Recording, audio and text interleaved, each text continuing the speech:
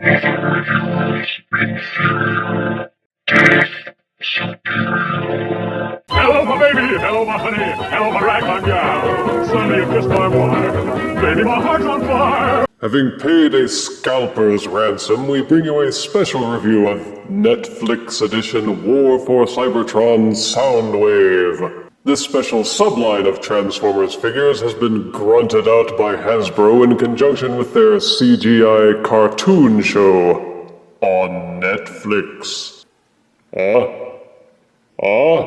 Anywho, this line comes in white boxes instead of black, and is comprised mostly of remolds and repaints from the Siege and Earthrise lines. Generally, the Netflix version figures have had better paint jobs, and a very few have had altered sculpting, including this, Voyager's Soundwave, bundled with two of his ejectable cassette minions, Ravage and Laserbeak. Soundwave is, of course, the Decepticon communicator dude, who won everybody over with his cool visor eyes, his imposing faceplate, and his heavily vocoded voice. The box shows off the figures and accessories through this environmentally responsible plastic window, along with some overexposed side panel art, and studio shots of each figure in both modes on the back. Puzzle through the legalese if you wish, then gawp at Soundwave's awesome visage on the slanty panel. Then let's get him out and ruin his collectible mint-in-box status. Out-of-box, Netflix Voyager Soundwave comes with a gray pistol accessory that folds out into a kind of rifle accessory, a shoulder-mounted weapon accessory that's made to be a battery for the tape player, and another battery accessory, except this one has an extendo barrel. Ha ha ha. It also comes with micromaster cassette tape Laserbeak and micromaster cassette tape Ravage. Also included are the transformation instructions for all of these figures. Unfortunately, none of them have any stats. No stats. And this is Netflix Voyager Soundwave in his alt mode. What is this thing, you ask? Well, in Generation 1, Soundwave transformed and mass-formed from a 20-foot-tall robot into a mini tape recorder that could fit in a human being's lunchbox. What's that, you say? You don't know what a tape player is?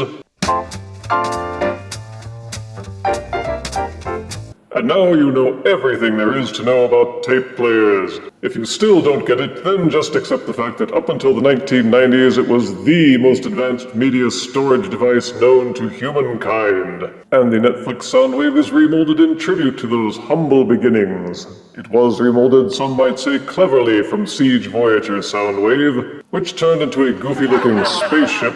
Yeah, I didn't believe it either. But with Soundwave, it was the robot mode that we really liked, so we all chuckled and put up with it. But with a little remolding, they jiggered Siege Soundwave so that he folds up into what looks like his old Generation 1 tape player mode.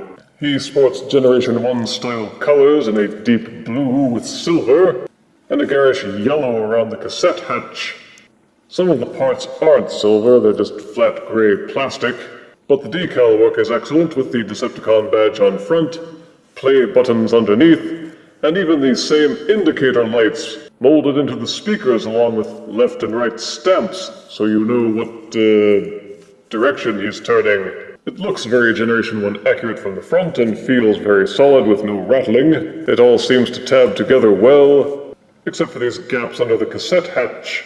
But turn them around and it's not so good. You can see the robot arms just hanging off the back, and there's these empty chunks here, so the tape player obviously isn't a perfect box. That's a little disappointing, especially for those of us who like neatness and symmetry. But there's plenty of sculpted detail, and for the most part the paint applications are neatly done. For features, you can push this button and pop open the cassette hatch. When empty, it springs open quite readily. It's a really tight fit, but you can slip in any cassette-shaped micromaster figure from the Siege line into the caddy and re-close it, if you're lucky. You're supposed to be able to push the button and reopen it, But the fit on my copy was so tight that it wouldn't reopen by itself, and you had to pry it open with a fingernail. Boo! With some of the cassettes, the fit is so tight that you kind of have to rotate it and get a feel for which orientation is best. Usually there is one side to each cassette, which will fit into the hatch, allow it to close, and still reopen. It's simply a matter of trial and error. And then there are the Battlemaster ports, which you can use to plug in Battlemasters, Prime Masters, Titan Masters, and Micromasters.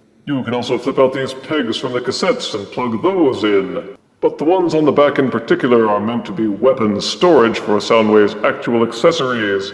In the old Generation 1 days, these weapons were transformed into batteries, which you would store inside the Soundwave figure. The Netflix Soundwave can't do that, so you'll have to plug in the batteries into these ports. Once plugged in, they serve as additional support struts to help Soundwave stand up on flat surfaces. Blah. Netflix Voyager Soundwave shares most of the same engineering as Siege Soundwave, so the transformation is simple but not too simple. Start by popping loose the front tape deck section. Then take these gray plastic bits at the edge and fold them in. The robot legs tab into this section here. It's a tight fit, but untab it and pull it loose. Same on both sides. This is one part of the figure that I don't really like. These gray parts on top are not held in by any tabs, even though there is an actual clip in here, which should be hooking underneath here to hold it in place, but it doesn't. The only thing that really holds it in place is if you mash this part in and tab it in really hard so that there's enough pressure to force it and stay down, but even that is kind of iffy. But pull the legs and tab them loose. The legs rotate down. Rotate them so that the knees are facing the robot arms and back. Oh yeah, and pop loose all the accessories. Turning it around again, you have to loosen this gray part at the back, and this will allow the entire back of the leg to flip backwards. Same for both sides. Flip out the robot feet from inside the legs, then fold the gray portion so that it's lying flush against these panels, then fold the panels back down. Turning him around again, you will see that the robot arms are kind of folded inwards. All you have to do is untab them so that the elbows are separated, then take this hinge and fold it inwards. There is a tab inside and this groove on the inside of the chest. Push and lock those together. Fold up the arms so they're a little bit out of the way. Then give the waist a 180-degree twist so that the knees are facing forwards. Swivel the upper arms until the robot elbow can bend forwards. At the back of the robot is this tiny little hatch that opens up to unleash Soundwave's head. Open it, fold up the head, then reclose. Fold the hands out from inside the robot forearms, and this is Netflix Voyager Soundwave in his robot mode. Generation 1 fans can rejoice because it seems we finally have a non-masterpiece version of Soundwave that's mostly Generation 1 accurate, and doesn't have any Siege paint splatters all over it. The colors are very reminiscent of Generation 1, and the paint applications are still mostly neat except for some blurriness with the yellow on his chest. Again, he feels solid and doesn't rattle. Unfortunately, like Siege Soundwave, he still has these huge empty gaps inside the forearms. It just doesn't look good. But third-party companies have stepped up and provided reasonably priced filler kits to put plastic pieces in that will fill these gaps. I'll be investigating those later. There's a lot of sculpted detailing to provide variety and dimension, and oh, that cool Soundwave face. He's even got some cool light piping for his eye visors. And unlike the alt mode, he even looks good from behind. Except maybe for this remolded butt flap, which is the front of the tape deck in his alt mode. They just didn't seem to know where else to stick it. The chest feature still works. And the left hand has a curved finger, so that you can mold him pushing his own buttons. As with Siege Soundwave, you can flip out these miniguns from the forearms, which doesn't really make up for the fact that they're still hollow, and each of the miniguns has a fire blast port on the end. Pew pew, bang bang. In robot mode, Soundwave has a number of other Battlemaster and Fireblast ports that open up, so you can lade him with all kinds of Battlemasters, Prime Masters, Titan Masters, and such. But of course, what you really ought to do is attach all those loose cassette Battlemasters that won't store in the chestal area. It's supposed to be additional armor plating. Yeah, right. And of course you're supposed to plug in the battery gun accessories to doll him up Generation 1 style with his cool extendo blaster and that weird garbage can mounted on the shoulder. You can keep the grey gun folded up as a pistol or fold it out into a longer rifle. Netflix Voyager Soundwave's articulation is also excellent, with a ball-socketed head that will rotate freely, and also waggle a little bit. Each shoulder has a swivel that will allow 360 rotation and a hinge on the top that will allow the arms to splay outward. It feels like there's some kind of ratchet inside there because once it hits this part it seems to squeeze something and it stops. Unless you push it in, and it seems to kind of snap outwards a little bit because of that ratcheting, which means that this range of motion is kind of limited. But there is an upper bicep swivel and a double joint at the elbows, so you can fold the arm up pretty good. Soundwave has 360-degree waist rotation. Make sure that these little hip hinges are flipped up out of the way, and he can kick his legs forwards. Make sure the butt flap is folded up, and he can kick backwards as well. The swivel would rotate 360 degrees, except eventually you will bump into stuff. But there is a secondary hinge on the inside of the hip, which allows the leg to splay outwards for high-stepping kicks. There is a swivel at the mid-thigh. Each knee will bend backwards 90 degrees.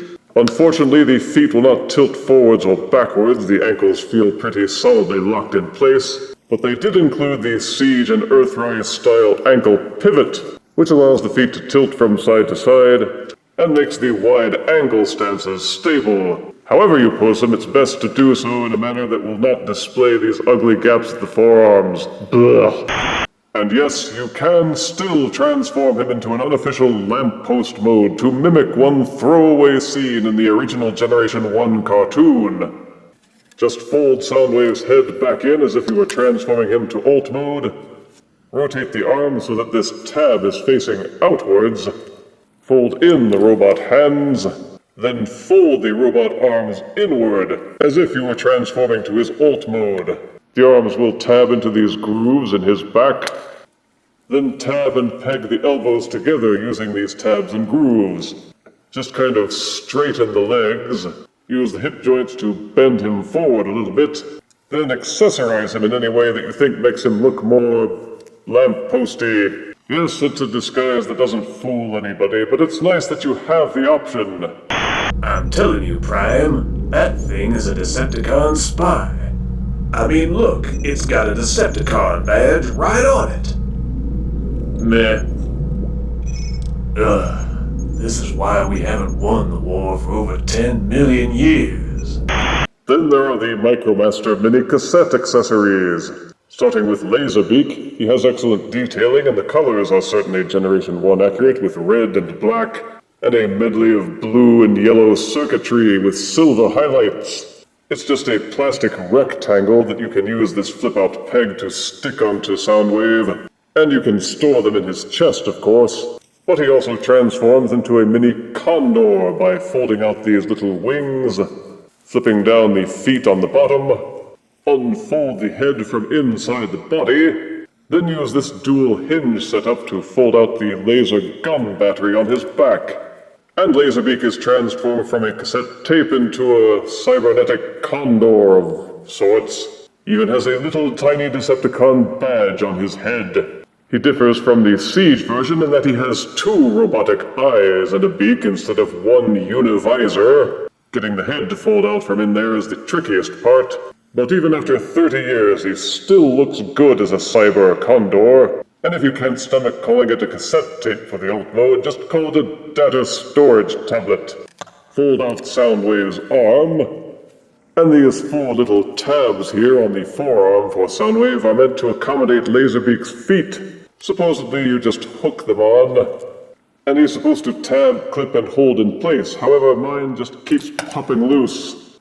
If you can get the clips to work, he will hold in place, but don't shake him around while he's perched like this or he's liable to fall off. And you can have Laserbeak perched on Soundwave's arm while he's issuing his reports. These two nubs on Laserbeak's back can accommodate fire blast ports, so you can have him rocketing around. Even this little gray one at the back of the laser battery can hold one in place if you're lucky. Then, of course, there's Ravage, who is done overall in silver and black with a little Decepticon badge. The back side of the tape looks kind of higgledy-piggledy, with gray plastic instead of silver. But again, he's just a plastic square that you can use as a cassette or data tablet to fit inside Soundwave's chest, as has been previously demonstrated. But he also transforms into a cybernetic jaguar. Slip out these little feet from the front, then kind of untab and rotate out the forelegs. You will see that they kind of peg into these grooves here at the top and side. Pop them loose, rotate them, and these hinges at the bottom will rotate down. Rotate them down just enough to give clearance to the rear portions of the leg. Fold them down all the way and rotate the legs out. The rear legs are trickier. You kind of have to loosen them by folding them out just a little bit. And once they have enough clearance, you can fold out the entire rear section of the tape, which extends the body slightly. Fold these secondary legs outwards. Then you kind of have to hinge these back portions up. The leg is inverted now, but rotate it until this little mini gun is kind of pointing upwards and across the back. Do the same for the other side. Then rotate out the rear legs until they're pointing down. He looks kind of like a cat now, except, oh no, he's got no head. But not to worry, from underneath the cat you fold out the jaguar head until it's pointed out. And here you have Ravage in his jaguar mode. He was slightly remolded from his Siege micromaster, though the changes aren't nearly as apparent.